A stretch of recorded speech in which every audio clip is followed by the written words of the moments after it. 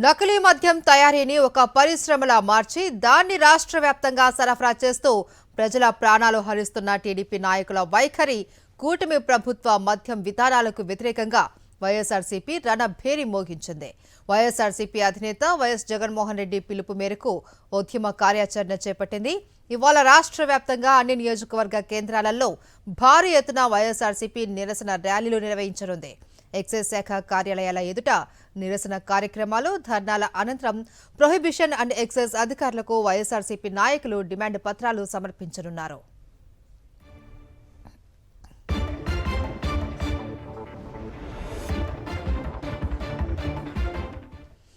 నకిలీ మద్యం గుట్టు పూర్తిగా తేల్చేందుకు వెంటనే రాష్ట్ర వ్యాప్తంగా వైన్ షాపులు, పర్మిట్ రూమ్లు, బార్లు, బెల్ట్ షాపుల్లో ఎక్సైజ్ శాఖ విస్తృతంగా తనిఖీలు చేసి దీని వెనుక ఎంత పెద్దవారున్నా అరెస్టు చేయాలి అని, నకిలీ మద్యంపై తక్షణమే సీబీఐ దర్యాప్తు జరిగేలా చూడాలి అని డిమాండ్ చేయనున్నారు. నకిలీ, కల్తీ మద్యం వల్ల చనిపోయిన వారిని గుర్తించి వారి కుటుంబాలను ఆదుకునేలా కూడా చర్యలు చేపట్టాలి అని పార్టీ నేతలు కోరనున్నారు. ఇక వైన్ షాపుల కేటాయింపులో జరిగిన అక్రమాలు గుర్తించి అనర్హులను తొలగించాలి అని, మద్యం షాపులను మళ్లీ ప్రభుత్వమే నిర్వహించేలా చొరవ చూపాలి అని, మద్యం విక్రయ వేళలు కూడా తగ్గించాలి అని డిమాండ్ చేయనున్నారు.